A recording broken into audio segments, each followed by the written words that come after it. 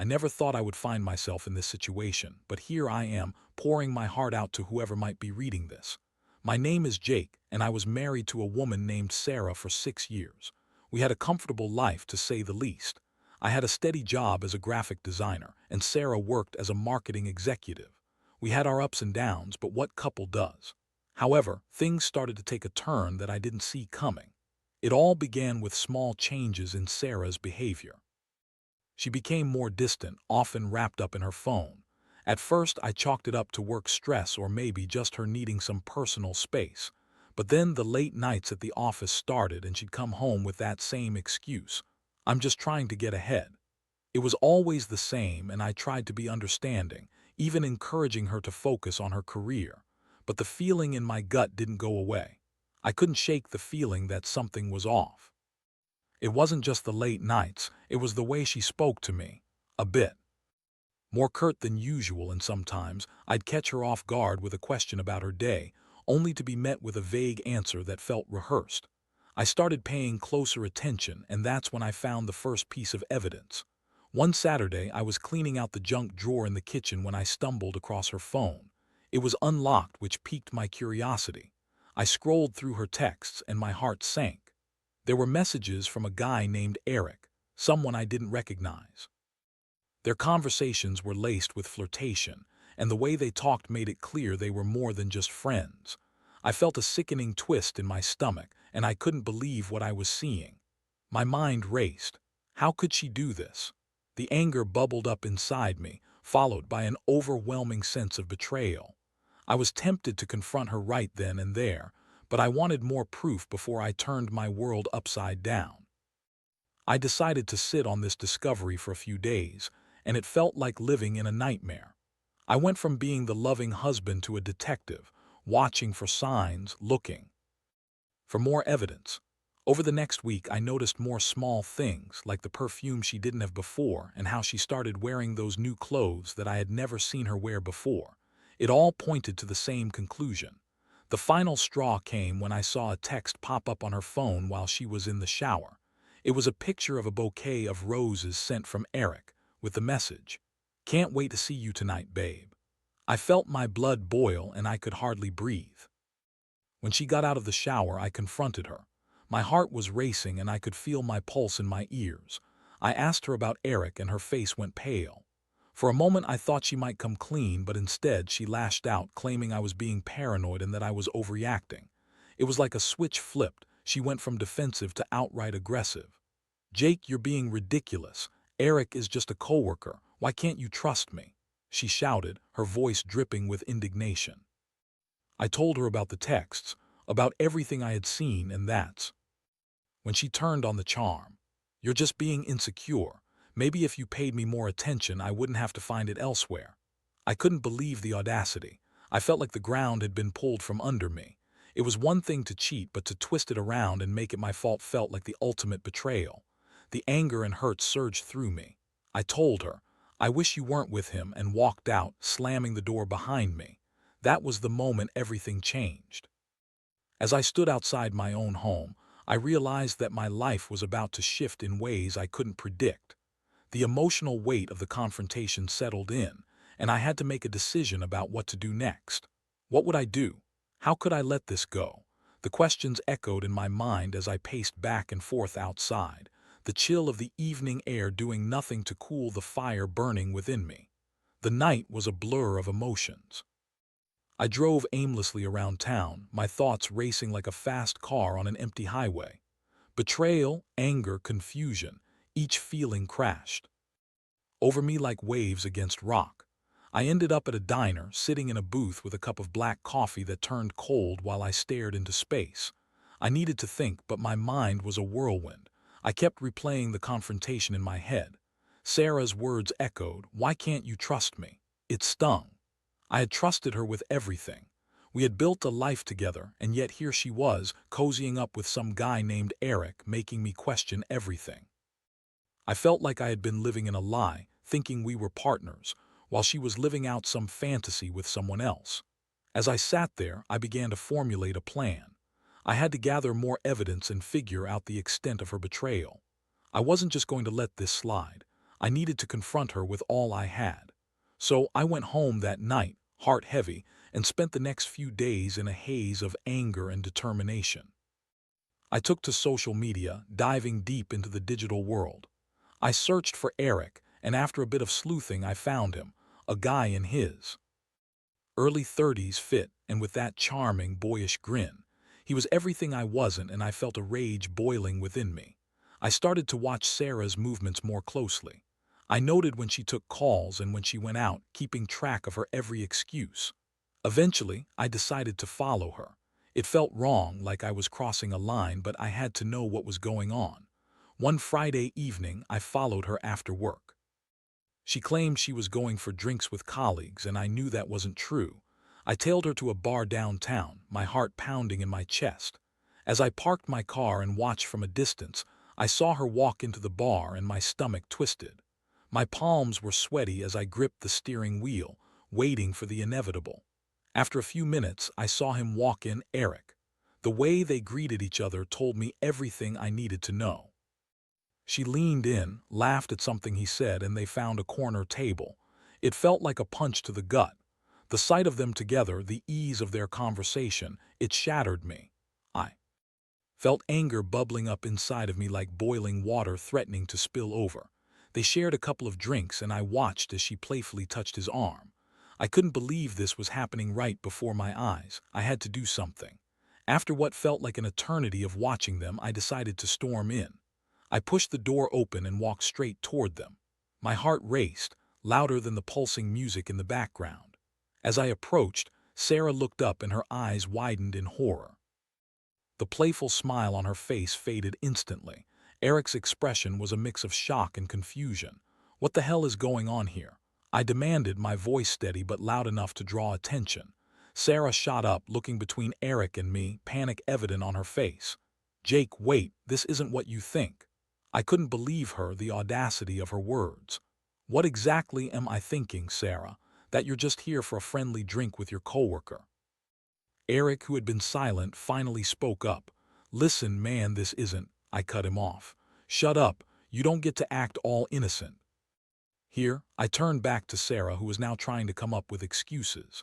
We were just talking, Jake. You're overreacting. Talking, it looks like you're having a great time. I snapped, gesturing toward the table littered with empty glasses. I was livid, the betrayal washing over me like cold water. She stammered, trying to defend herself. We were just having fun, it's not what you think.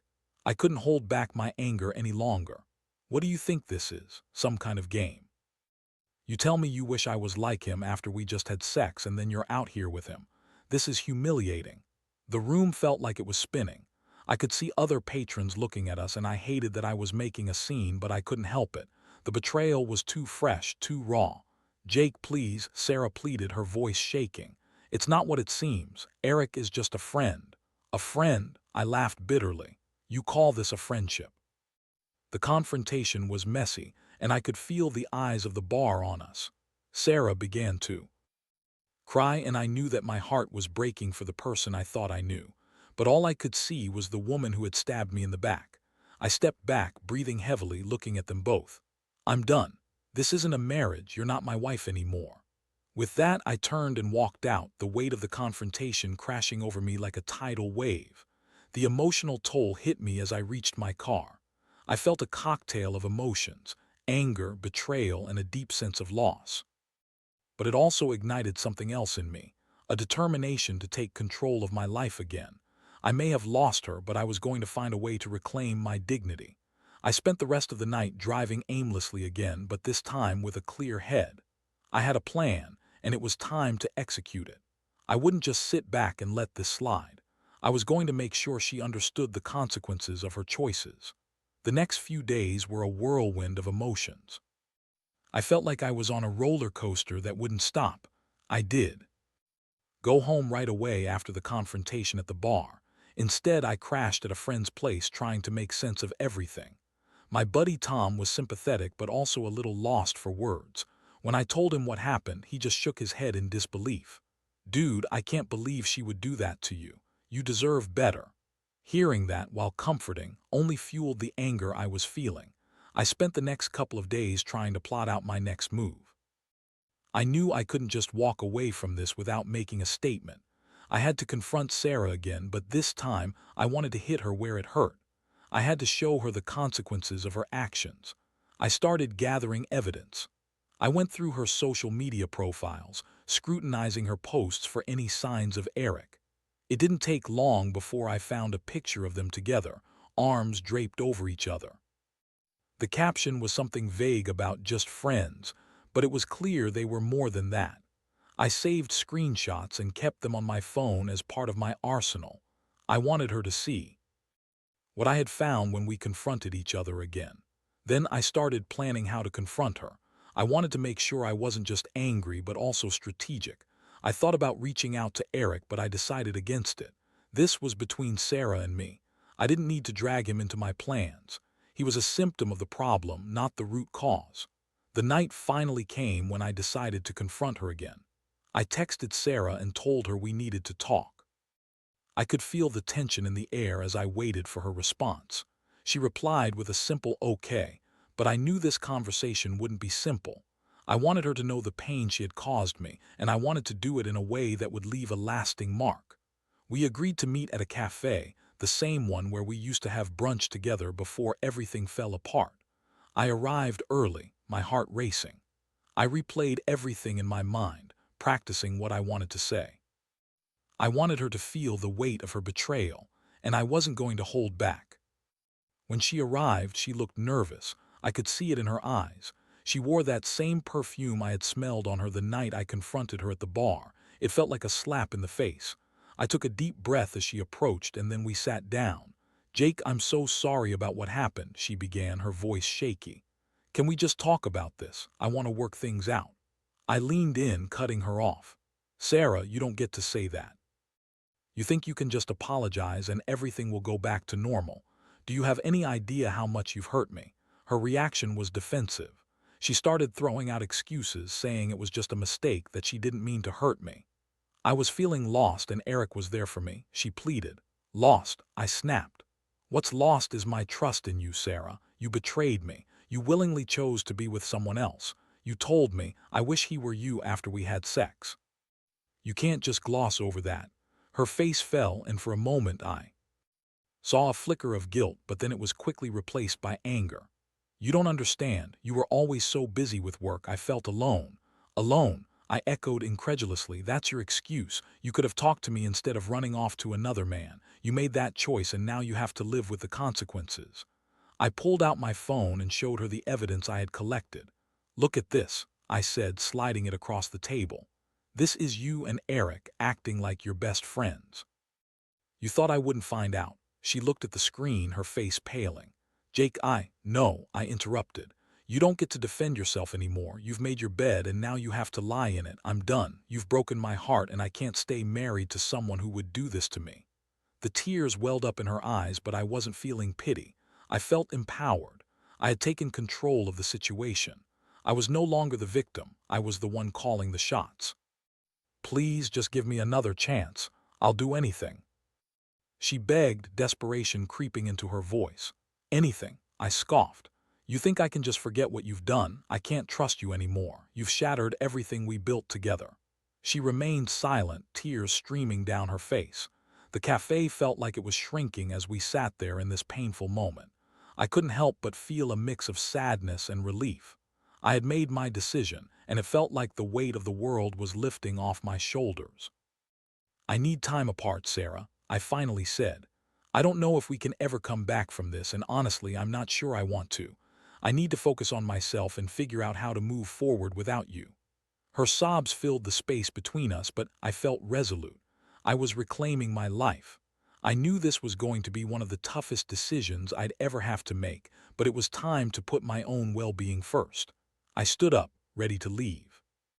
"Goodbye, Sarah," I said softly but firmly, and walked out of that cafe, leaving her behind, knowing I had finally taken a step toward a future without her. The emotional turmoil was still there, but I felt a sense of clarity. I was going to be okay. I would heal and I would rise above this betrayal. The days following my confrontation with Sarah were a whirlwind of emotions, a mix of relief, sadness, and a newfound sense of freedom. I had made the decision to end our marriage, and while it felt like a weight was lifted off my shoulders, I also found myself grappling with the loneliness that seeped into every corner of my life. I had to learn how to navigate this new normal, and it wasn't easy. I moved back into our house, which now felt like a ghost of my past. The memories haunted me. The laughter, the late-night conversations, the plans we had made together. It all felt like a cruel joke. I spent a lot of time alone, trying to fill the void that had opened up in my life. I poured myself into my work, diving deep into projects to keep my mind occupied. But even with the distractions, there were moments when the hurt would hit me like a tidal wave. I'd see something that reminded me of Sarah, a favorite restaurant, a song on the radio, and it would all come flooding back. I would find myself staring out the window, lost in thought, trying to piece together how everything had unraveled so quickly. Feeling trapped in my own home, I reached out to friends for support. Tom was my lifeline during this time. He would call to check in on me, and we'd often grab drinks to talk things out. One night he offered some tough love, saying, "Jake, you can't let her have this power over you. You need to take your life back." His words resonated with me. I realized that I had been so focused on the pain she had caused that I was allowing it to dictate my life. I needed to take control and not let the betrayal define me. I started to make changes.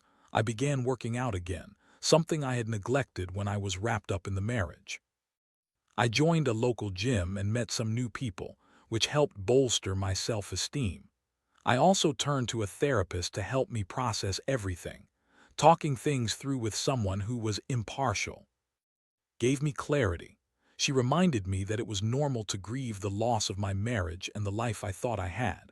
I had to acknowledge my feelings, but I also had to allow myself to move forward. One day, during a therapy session, I had a revelation. I realized that I wasn't just angry at Sarah. I was angry at myself for ignoring the signs and allowing her to take my trust for granted. I had poured so much into our relationship that I had neglected my own needs. It was time to put myself first. As I began to reclaim my life, I also decided it was time to let Sarah know I was serious about moving on. I sent her a text, telling her I needed to discuss the logistics of separating. I wanted to settle things amicably, but I also wanted to be clear that this was no longer about rekindling our relationship. When we met, it was clear that she was still struggling with the reality of our situation. She showed up with a hopeful expression on her face, but it quickly faded when I laid out my intentions. "I think it's best if we separate our finances and start the divorce process," I said, my voice steady but firm. "Jake, please don't do this. We can fix this. We can go to counseling," she pleaded, desperation etched on her face. "Sarah, I've made my decision. I don't want to fix this. I need to move on." I held my ground, and for the first time I felt empowered in my choices. Over the next few weeks, we navigated the logistical aspects of separating. It was painful but necessary. I took control of our finances, and we agreed on dividing our assets fairly. I knew she was hurting, but I also felt a sense of closure as we went through this process. I started to embrace my new identity. I took up hobbies that I had pushed aside during my marriage. I started painting again, something I loved but had neglected for years. I found a local art group and began attending classes, rediscovering the joy of creating. I also spent more time with friends, allowing myself to laugh and enjoy life again. As I settled into my new routine, I began to notice changes in myself. I felt lighter, more vibrant. I was slowly healing from the betrayal and learning to trust myself again. I was reclaiming my narrative, turning the pain into something productive. One evening, while I painted in my small studio, I received a message from Sarah. It was a long text, filled with apologies and longing. She expressed regret for her actions and how she missed the life we had built together. I read it, my heart heavy. Part of me felt sorry for her, but I also felt firm in my conviction. I texted back, "I appreciate your message, Sarah, but I think it's best for both of us to move on. We can't go back to what we had." Her response was filled with sadness, but I knew I had to stick to my decision. I couldn't allow myself to be pulled back into the cycle of pain. I had to prioritize my well-being and keep moving forward. This journey of healing was far from over, but I was learning to embrace my independence and redefine my future. I was becoming someone new, someone stronger. I realized that the betrayal, while painful, was also a catalyst for growth. I was no longer the person who let someone else's actions dictate my life. I was reclaiming my narrative, one brushstroke at a time. As I continued to move forward, I found solace in the idea that every ending is a new beginning. I wasn't just surviving, I was starting to thrive. And that realization was what truly mattered. As the weeks turned into months, my life began to take on a new rhythm. The initial shock and pain of the betrayal had started to fade, replaced by a sense of renewal and clarity. I was no longer defined by Sarah or the heartbreak that had once consumed me. Instead, I was rediscovering who I was outside of the confines of my marriage. My days were filled with painting, workouts, and spending time with friends. I found myself smiling more often, and laughter returned to my life in ways I hadn't thought possible after the divorce. I even started dating again, cautiously at first, but it felt good to connect with others on my own terms. One night, I went out with Tom and some friends to a local bar. I wasn't looking for anything serious, just enjoying being around people who cared about me. It was during that outing that I met Mia. She was witty, charming, and had a smile that lit up the room. We hit it off instantly, and before I knew it, we were sharing stories and laughs. As we chatted, I felt a spark that had been missing for a long time. It wasn't just attraction, it was a connection that felt genuine. We exchanged numbers, and I left the bar that night with a sense of hope, something I hadn't expected to find so soon after everything with Sarah. Over the next few weeks, Mia and I went on several dates, and with each meeting I felt myself opening up. I was tentative at first, still healing from my previous relationship, but Mia was patient. She was understanding when I shared my story, and instead of running away, she listened and respected my boundaries. I found comfort in her presence, and for the first time in a long while, I allowed myself to be vulnerable again. It was a refreshing change, and it felt like I was beginning to come alive. I realized that I could have a connection with someone without carrying the weight of past betrayals. As my relationship with Mia blossomed, I made a point to reflect on what I had learned from my experience with Sarah. I had taken the time to understand what went wrong in my marriage and what I wanted in future relationships. I was determined not to repeat the mistakes of the past. Meanwhile, Sarah reached out again, wanting to meet up to discuss our divorce further. I was apprehensive but agreed, wanting to clarify any loose ends. We met at a coffee shop, and it was clear that she hadn't moved on as much as I had. As we talked, she expressed how much she regretted her choices. "Jake, I wish I had realized what I had before it was too late. I've been trying to find my footing without you," she admitted, tears brimming in her eyes. I felt a pang of sympathy, but I also felt the strength of my decision. "Sarah, I appreciate your honesty, but I can't go back. I've moved on, and I think it's best for both of us to continue on our separate paths." Her face fell, and I could see the pain in her eyes. I remembered how deeply I had loved her, but I also knew that love didn't erase the hurt she had caused. I wasn't going to let nostalgia pull me back into a toxic cycle. "I just want you to know I'm sorry for everything," Sarah said softly. "I know I messed up. You deserved better." "I did," I replied, my voice firm but calm. "But I'm working on becoming better for myself now. I hope you find happiness too." As we parted ways, I felt a strange sense of closure. I had faced the ghost of my past and come out stronger. I was no longer a victim of betrayal. I was a survivor, and I was ready to embrace my future. With Mia, things continued to progress positively. We enjoyed each other's company, going on adventures and exploring new places together. I felt a sense of joy that I hadn't experienced in years. One evening, while sitting outside under the stars, I looked at Mia and felt a warmth spread through me. "You know, I didn't think I could feel this way again so soon after my divorce," I admitted. Mia smiled, her eyes sparkling. "You deserve to be happy, Jake. It's all about taking things one step at a time." Her words resonated with me. I had learned that life was about embracing the present and not letting the past dictate my future. I was creating a new narrative, one filled with hope and possibility. As the weeks rolled on, I felt more secure in my new life. I was learning to trust again, not just others, but myself. I was no longer the man who had let someone else's actions define his worth. I had reclaimed my power and was determined to build a future filled with love, creativity, and joy. Reflecting on everything I had been through, I realized that betrayal, while painful, had also been a catalyst for growth. It had pushed me to confront my fears and discover my true self. I learned that it was okay to be vulnerable, and that real connections are built on trust, respect, and open communication. With the lessons I had gleaned from my past, I felt ready for whatever came next. I knew that life would continue to throw challenges my way, but I was no longer afraid. I had emerged from the darkness, stronger than ever, and I was determined to create a life that was authentically mine. The journey wasn't over, but I was finally on the path to healing, and that was enough for me. I was reclaiming my happiness, one step at a time.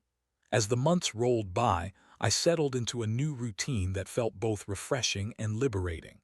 I and Mia had formed a solid relationship, one built on open communication and mutual respect. Going through the pain of my past had equipped me with a better understanding of what I wanted in a partner, and Mia embodied many of those qualities. We had taken our time, exploring our connection without the rush. I was no longer that guy who let love blind him to the signs of trouble. I was cautious but hopeful. We shared our dreams, fears, and values, creating a bond that felt genuine and healthy. I didn't just see her as a rebound. She became a companion, a friend, and someone I genuinely enjoyed being around. One evening, as we sat on her balcony over a simple dinner, she turned to me, a serious look on her face. "Jake, I've really enjoyed the time we've spent together. You've shown me how to appreciate the little things in life," she said softly. "But I want to ask, where do you see us going?" I paused, taking a moment to reflect. It wasn't a question I had expected, but I was glad she was being open about her feelings.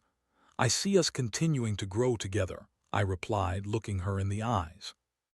"I feel like I'm finally in a place where I can be the person I always wanted to be, and I'd love to have you by my side as we figure it out together."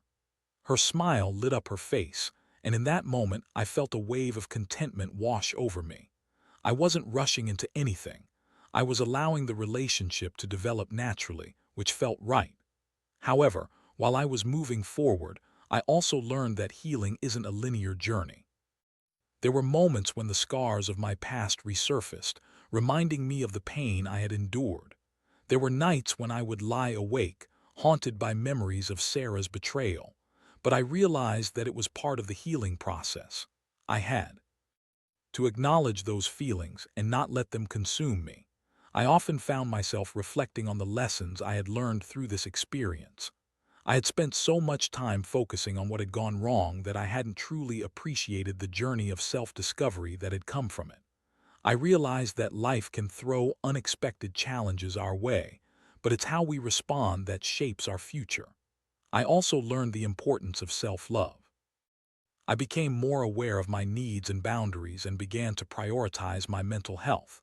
I sought out new experiences, pushed myself to grow, and embraced the idea that being alone didn't mean being lonely. One weekend, I decided to take a solo trip to a nearby cabin in the woods. It felt rejuvenating to disconnect from the daily grind and spend some time in nature. I took long hikes, soaked in the beautiful scenery, and let the calmness wash over me. It was during those moments of solitude that I truly found clarity. I was grateful for the journey I had taken, albeit a painful one, because it led me to where I was now. When I returned from my trip, I felt lighter and more at peace with myself. I shared my experience with Mia, and she was supportive, encouraging me to continue taking time for myself. It was a refreshing realization that I could still prioritize my individuality while being in a relationship. As time passed, I found myself truly happy again. I was creating new memories and building a life that felt authentic. The past was still there, but it didn't hold the same power over me anymore. I had taken the pain of betrayal and transformed it into a foundation for growth. One evening, while out on a walk with Mia, I felt compelled to share my thoughts. You know, I never thought I'd say this, but I feel like I'm finally free from my past, I admitted. Mia smiled softly and took my hand. That's a powerful realization, Jake. You've come a long way. I have, I agreed. And now I'm ready for whatever comes next. With that, I felt a wave of optimism wash over me. I had learned that life was about embracing both the highs and lows, about acknowledging the lessons learned from heartbreak, and about allowing myself to love again without fear. I may have faced betrayal, but I had also found resilience. I had learned to trust myself again, and that was the most liberating feeling of all. I was no longer the man defined by his heartbreak. I was a new version of myself, strong, hopeful, and ready to embrace whatever the future held. And as I walked hand in hand with Mia, I knew that I was finally on the right path, one that led to endless possibilities and a renewed sense of purpose.